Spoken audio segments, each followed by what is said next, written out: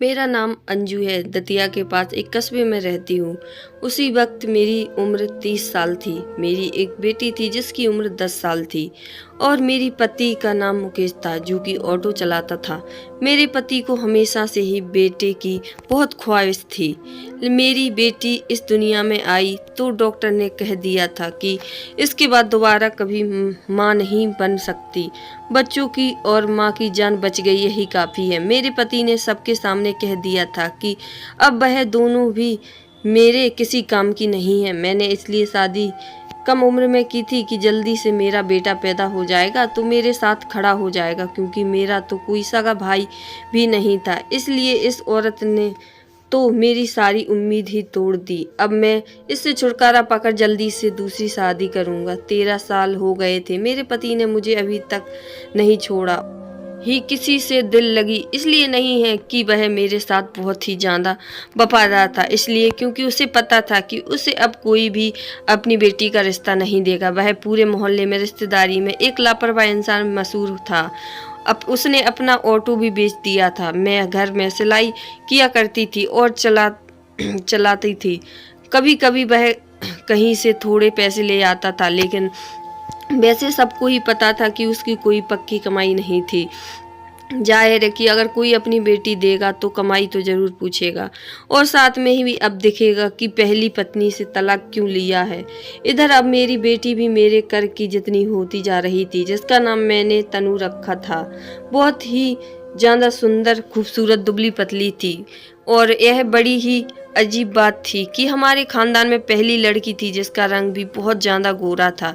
लेकिन मेरी बेटी बहुत ज़्यादा मासूम थी, क्योंकि मैंने सारी ज़िंदगी उसे अपने सीने से लगाकर छुपा कर रखा था, यह सोचकर कि मेरी एक ही बेटी है, दोबारा कोई बच्चा नहीं हो सकता। अगर उससे भी कुछ हो गया तो मैं बेऔलाद हो जाऊंगी।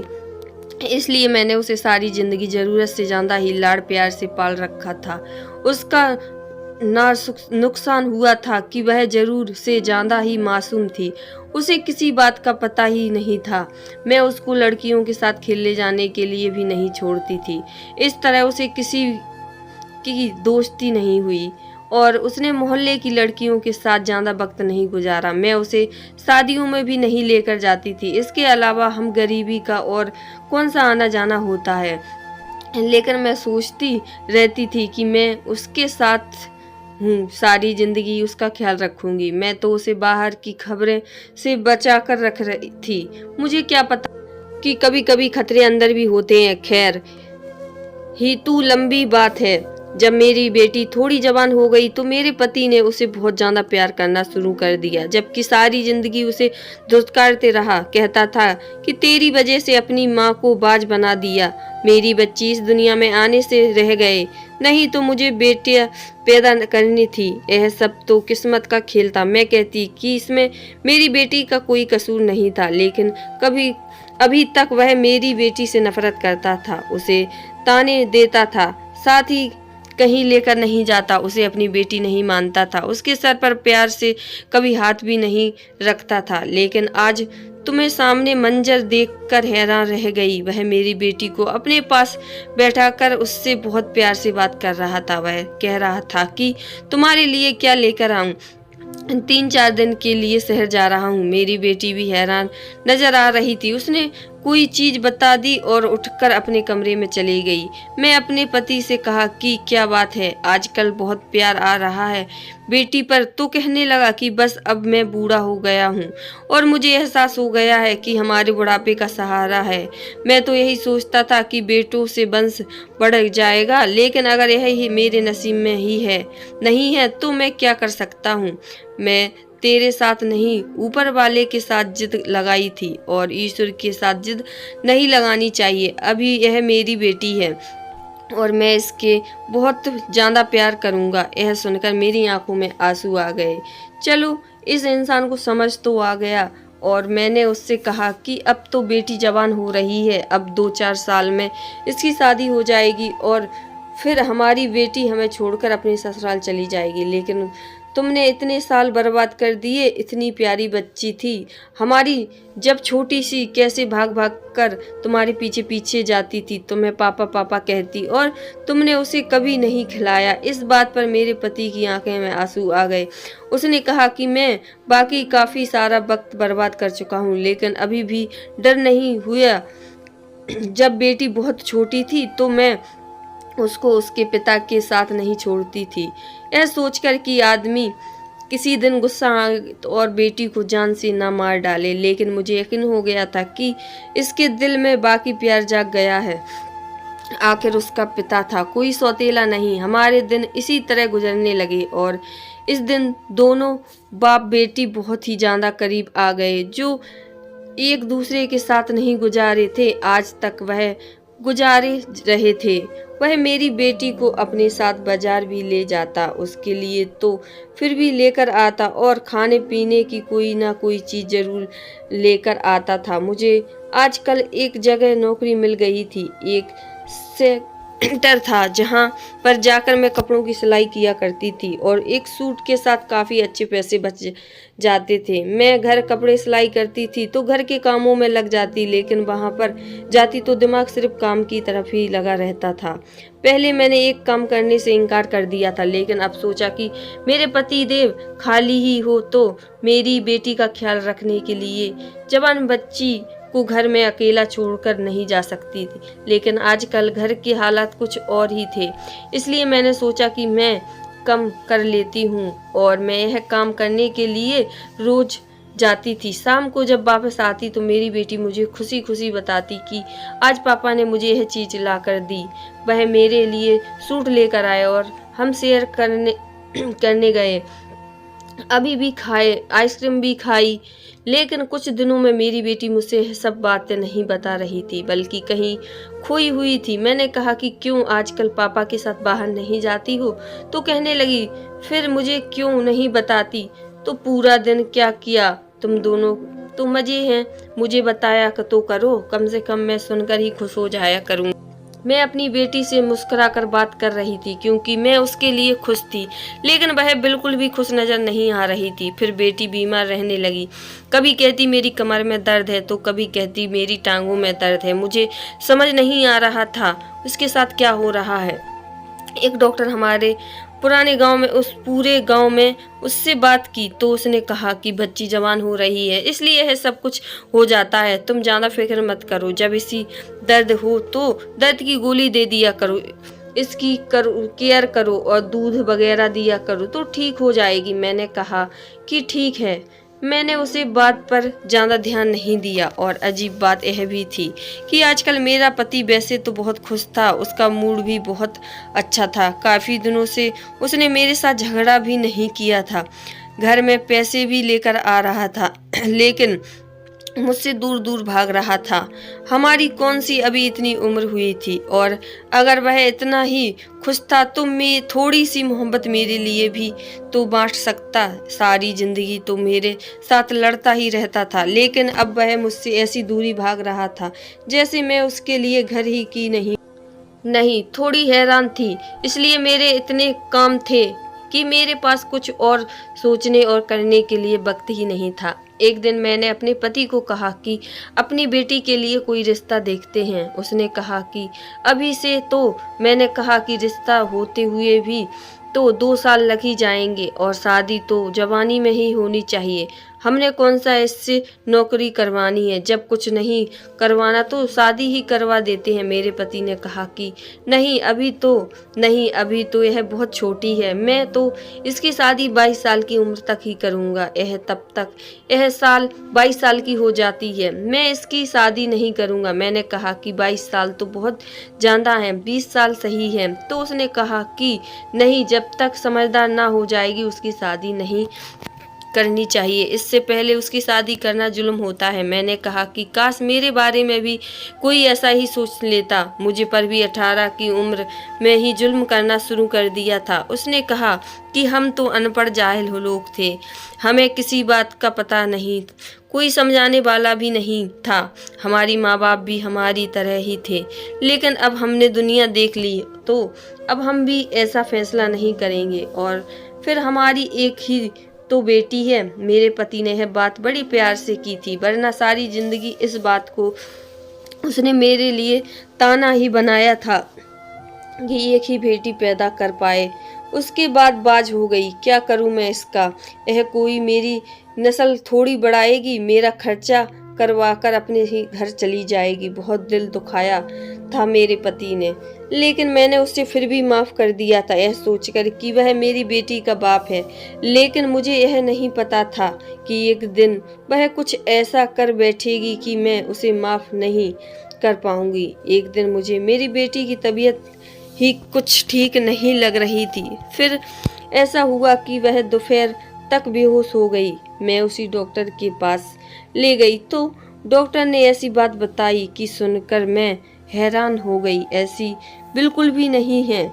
उसने कहा कि आपकी बेटी के साथ वही हो रहा है जो नहीं होना चाहिए। मैं अपनी बेटी को घर लेकर आई और फिर उसके मुंह पर थप्पड़ मार के पूछा कि तूने किसी के साथ कोई चक्कर तो नहीं चलाया, और मेरे पैरों में गिरकर रोने लगी कि मैं ऐसा कुछ भी नहीं किया माँ।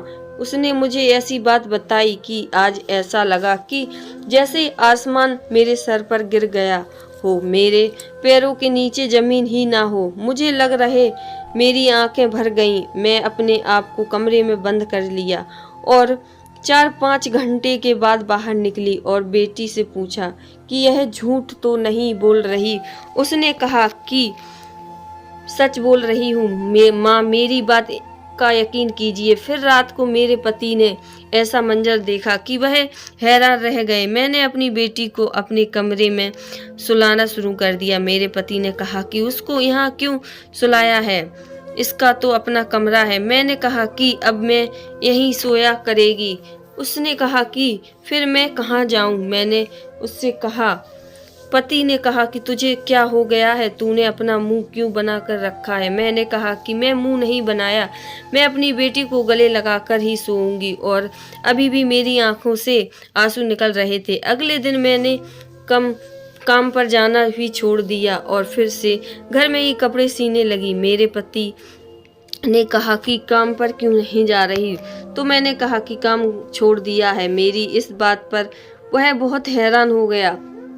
उसने कहा कि इतना अच्छा काम तुमने क्यों छोड़ दिया? मैंने कहा कि हाँ, मैंने छोड़ दिया। और वैसे भी तुम्हें क्या, अच्छा हो या बुरा, मेरा दिल नहीं किया करने का तो मैंने छोड़ दिया। और तुम भी अपने ऊपर जो कर रहे हो अच्छी बात नहीं है, बंद कर दो। इसलिए अपने आप को बदलो। यह देखा पता नहीं या बोलती रहती, यह पागल औरत है, क्योंकि उसको मेरी बातें समझ में आ गई थी। इतना तो वह कोई छोटा बच्चा नहीं था। मेरा ही सारा यही था कि वह अपने आप को सुधार ले, और वह इस बात के पर लड़ाई करता है कि इसको कमरे से निकालो।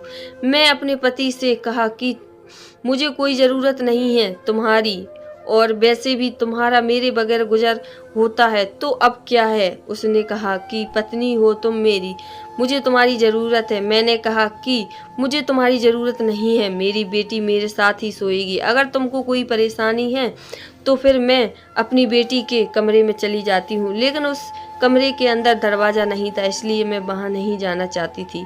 हम लोग गरीब थे, हमें से एक दरवाज़ा भी लगाया नहीं जा रहा था। और बेटी की तबीयत ठीक होने लगी और घर में काम नहीं करती थी, इसलिए मुझे बहुत नुकसान हो रहा था। हमारे घर की हालत फिर से खराब हो रहे थे। मेरे पति ने सामान लगाना फिर से छोड़ दिया, कहीं बाहर नहीं जाने देती थी। मैं कमरे में सुकून से सो रही थी। मैंने खाना बनाकर पहले ही किचन में रख दिया था। मेरी बेटी ने मुझे जगाया और कहा, माँ भूख लगी है, आकर खाना खा लो। मेरा पति भी बाहर बैठा था। हम लोगों ने मिलकर खाना खाया और उसके बाद मुझे होश ही नहीं रहा कि मैं कहाँ हूँ। आधी रात को मेरी आंख खुली तो यह देखकर कदमों तले से जमीन निकल गई।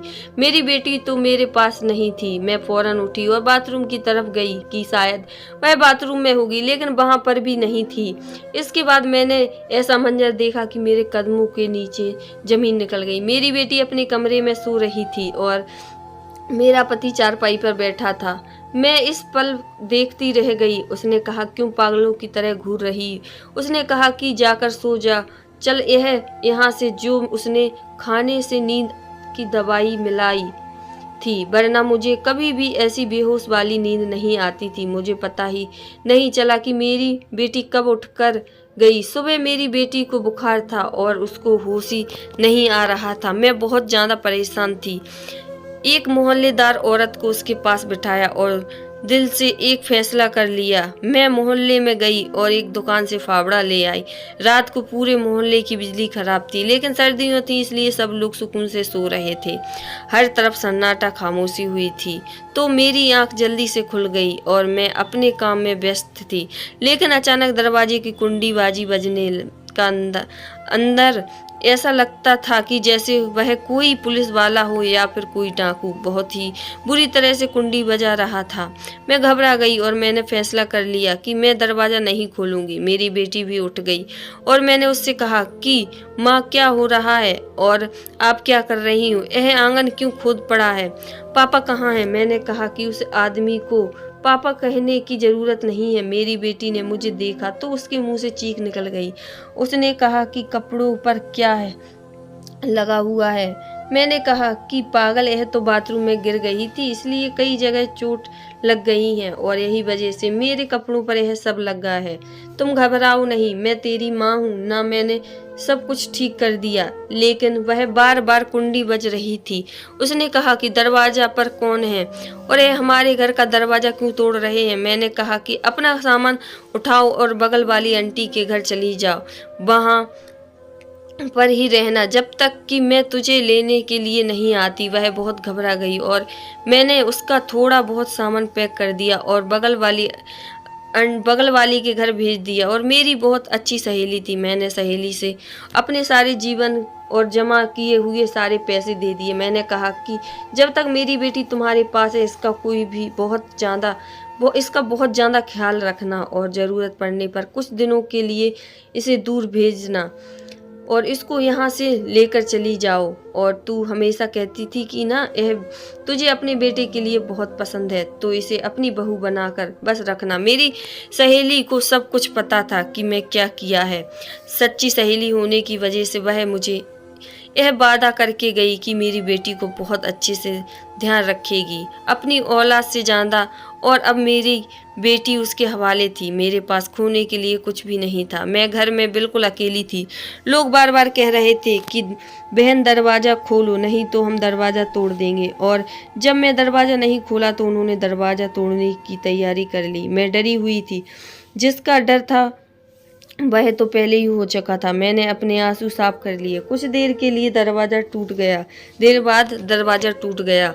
पुलिस वाले और कुछ न्यूज़ वाले अंदर आ गए और सामने का मंजर देखकर हैरान रह गए। उन्होंने जब आंगन खुदा हुआ देखा और वहाँ की मिट्टी गीली पाया तो सारा माजरा समझ गए। फिर पुलिस ने गड्ढे से मिट्टी हटाई। वहाँ पर मौजूद सब लोगों की आंखें फटी रह गई। मैं बिल्कुल ऐसी ही खड़ी थी कि जैसे कुछ हुआ ही ना हो। मुझे हैरान होकर देख रहे थे। लेडी कांस्टेबल ने मुझे पकड़ लिया और मैंने कहा कि मुझे कोई अफसोस नहीं। पूरे मोहल्ले में यह बात फैल गई। उन्होंने कहा, बेटी कहाँ है? मैंने कहा, किसी के साथ भाग गई, मुझे नहीं पता कि वह कहाँ है। मैं झूठ बोल दिया। जाहिर सी बात थी कि मैं नहीं चाहती थी कि मेरी बेटी से सवाल जवाब करें और उसे भी पता चले कि मैं क्या किया। उसी वक्त सबसे बड़ा जवाब यह भी था कि मेरा पति कहाँ था। वह कहीं था जहां उसे होना चाहिए था, क्योंकि जो उसने किया था उसके बाद उसकी वही जगह थी। वह लोग मुझे लेकर वहां से चले गए। हर इंसान मुझे ऐसे देख रहा था जैसे मैं इस दुनिया की नहीं हूँ, कि जैसे मैंने कोई ऐसा काम कर दिया जो किसी से उम्मीद नहीं किया जा सकता। मैंने कुछ ऐसा ही किया था, लेकिन मुझे मजबूर करने वाला मेरा पति था। कोई मेरे करीब नहीं आ रहा था। तब मुझे ऐसे डर रहे थे जैसे कि मैं इंसान नहीं, डायन हूँ, क्योंकि हरकत ही मैंने कुछ ऐसी की थी। पर वाली दुकान वाले से भी पूछताछ कर रहे। उसने कहा कि इसने तो मुझे कहा था कि मुझे बड़ा सा फावड़ा चाहिए, मेरे घर में काम चल रहा है कि यह औरत ऐसा करेगी। मोहल्ले वाले भी कह रहे थे यह तो बड़ी अच्छी औरत है, सारे मोहल्ले के कपड़े सीती है, अच्छी वाली है, बिल्कुल किसी के साथ ना कोई लड़ाई ना झगड़ा, इसका तो ऐसा कोई मसला ही नहीं था। इसको क्या हो गया, हम लोग तो खुद हैरान हैं। और इसकी बेटी भी कहाँ है, हमें यह भी पता नहीं चला। मेरी सहेली ने बयान दिया कि उसके दोस्त हूँ और पता नहीं यह सब कुछ कैसे हुआ। उसने मेरी बेटी को कहीं पहुँचा दिया था और यह उसका बहुत बड़ा एहसान था मुझ पर। इसके बाद मुझे एक मीडिया वाली लड़की ने बहुत प्यार से पूछा कि आपने आखिर ऐसा क्यों किया। हमने ही अपने ही पति को मार कर उसको गड्ढे में दबाकर उसको क्या मिला, क्यों मार दिया। लेकिन मैं बोल पड़ी, मैंने कहा कि कोई भी औरत ऐसा क्यों करेगी भला, तुम तो पढ़ी लिखी हो, तुम्हें तो पता होता है कि कोई इस स्थिति तक कैसे पहुंचता है, इसी काबिल था। और मैंने कसम खाई थी कि उसका यही अंजाम करूंगी, क्योंकि वह अपनी बेटी के साथ ही गलत, मेरी बेटी के साथ गंदी हरकतें करता था। मुझे लगा उसकी मोहब्बत जाग गई है, लेकिन उसकी मोहब्बत नहीं थी, उसके अंदर की हैवानियत जाग गई थी। मारकर बिल्कुल ठीक किया। यह बात सामने आई तो लोग भी यही कहने लगे कि मैं बिल्कुल ठीक किया है, इस समाज को भी तो पता चले किसका साथ देना है। लेकिन अब सारे लोग मेरे साथ थे, उनका कहना था कि तुमने बहुत अच्छा किया, इसको सबके लिए सबक बना दिया। और अब सब यह सोच रहे थे कि आखिर वह किसी किस्म का बाप था, नहीं था, उसका अपना सगा बाप था, और फिर भी उसे मुकाम तक कैसे पहुंचा गया कि उसने यह हरकत कर ली। मुझ पर मुकदमा भी चल रहा और फिर सजा भुगतने के बाद मुझे कुछ सालों के बाद छोड़ दिया गया। जब वापस आई तो मेरी बेटी अपनी शादीशुदा जिंदगी में बहुत खुश थी और उसका एक प्यारा सा बेटा था। मैंने उससे कहा कि उसके बहुत अच्छी परवरिश करना। मेरी बेटी मुझे गले लगाकर फूट फूट कर रो रही थी, क्योंकि उसे अखबार के जरिए सब कुछ पता चल गया था। कहानी पसंद आए तो चैनल को लाइक शेयर सब्सक्राइब करना। हर हर महादेव।